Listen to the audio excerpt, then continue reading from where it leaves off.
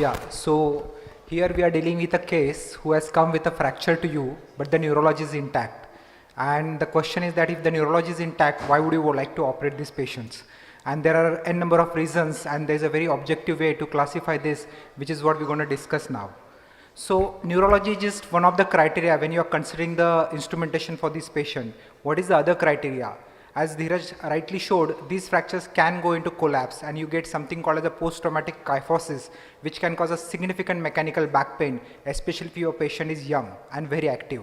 So we need to understand what is the patient factors which are going to determine whether you need an operative or a surgical treatment. And important is the age and functional demand. You don't want a 35-year or 25-year young patient who is very active to lie in a bed for 6 weeks for a burst fracture because and land up ultimately in a kyphosis. So we need to consider the patient and patient's factor, and apart from that, whatever the decision you are going to make in this gray area fractures, you need to involve the patient because you need to tell them this is the pros and cons of conservative versus operative, and you be a facilitator. So this is becoming important because there are a lot of medical legal cases happening in the western side.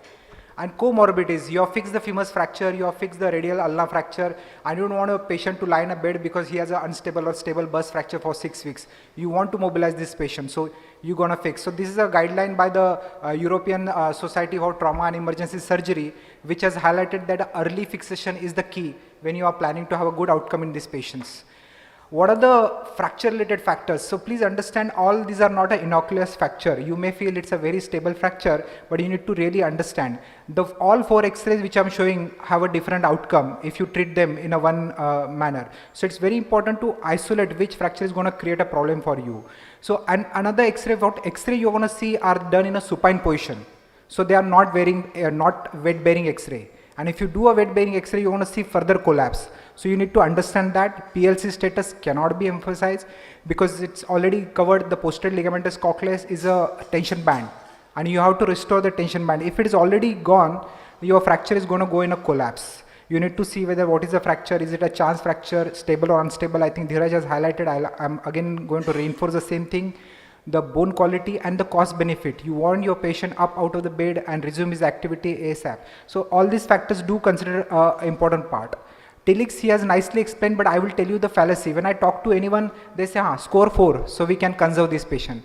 No, it's not like that. You can arrive to score 4 even in an unstable fracture, and that's the fallacy. That's why this classification is not being commonly used nowadays. Why? Because if you see, there's a translation injury which is given a score of 3.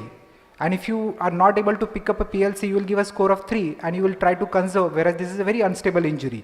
You need a MRI. If your patient has already head injury, you cannot evaluate this neurology, which is what Naurut or other things. So it's very important to give a proper importance to the tele score and then come to the conclusion whether you need to conserve or operate this patient.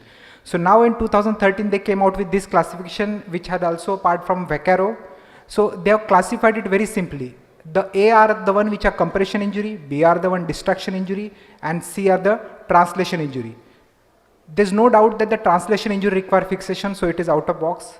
There's no doubt that B2 and B3 is requires operative fixation, so that is also not out of question. So you are almost 70% fracture which would require this kind of a fixation.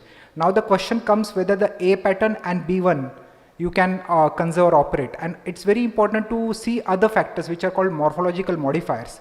So you have a fracture which is like a wedge fracture. If it's having a significant collapse or a kyphosis or a pincer fracture or a stable or unstable or fracture, you will need to fix it. And how do we decide that which fracture is not going to need fixation or not? So these are the indications which are being currently given, and if you see almost all talk about the end plate angle which Dheeraj showed in his slides. So it's very important to give an importance to the amount of collapse that this fracture is going to cause. And again, there is no specific criteria given to say this is a PLC injury, and that's why they come up with a morphological modifier which is given a score. If you're not sure whether there's a PLC injury, not give a score of 1, and that is a very common practical problem. I will show you MRI where you will see there is no PLC injury, but the patient does have a PLC injury on a CT scan. So this is what the end plate collapse in both sagittal and coronal plane one has to see and then take a cause. So even if you have a stable fracture with this amount of kyphosis of more than 20 degree or a coronal angulation of 10 degree, you're going to need a fixation.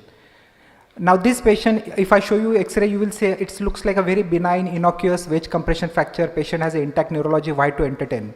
But when you do a MRI and when you do a CT scan, you can see there's a retropulse fragment which is giving already a cord edema, and there's a PLC injury. So if you try to mobilize this patient early, he came with an intact neurology, but he may get a deterioration. Not only that, he may get a significant collapse and he may get a kyphosis. So it's very important to pick up this patient. So there is something called as a clinical instability. If the patient has an incapacitating pain, a significant posterior complex injury, these are very unstable fracture. And if you are concerned about the mobilization, then yes, you need to do this kind of a fixation where you take a purchase in the fracture vertebral body. You also take a purchase in the adjacent vertebral body, short segment fixation. The advantage is that you can do immediate post-op mobilization. The other advantage is restore the tension band. It's a short segment instrumentation. There's no risk of further collapse, and there's a favorable cost benefit ratio. This is not me, but this is a paper which recently talked about the conservative treatment. All more than 2,500 patients. They say reduce length of stay and reduce morbidity and mortality in these patients. And I'll just give a few examples like this A2 pincer fracture pattern, which is supposed to be something which is to be treated conservatively. There's a anterior collapse fragment, but if there's a significant separation between these two fragments, then your patient is going to have a collapse like this. So it's important to identify which fractures require a fixation. Again, a 27-year-old female came with this kind of a fracture pattern, superior end plate conserved. At 8 months, significant collapse, severe mechanical back pain. She cannot sit for more than 30 minutes. So now you need to have a fixation, the disc which could have been obviated if you had done a primary fixation. Bony chance is something which can be conserved with a simple brace, but now we do something called the internal casting, where we go percutaneous instrumentation, not much blood loss, not much, and you can mobilize the patient faster. Second, again, a bus fracture. You can see this patient is going to go in a collapse, fixed from the back side. You got a restoration of height, a good thoracolumbar kyphosis region, it's reduced to normal. So that is how the operative outcome. And last, the important point is, it's not always the fusion. If you are operating on a fracture vertebra, you don't need to fuse always. You can just place a screw, you can that is called osteosynthesis. You can do it. It will cause a reduced blood loss, it will cause a reduced length of the time of the surgery, and you can have equal, and there is a level 1 evidence for that.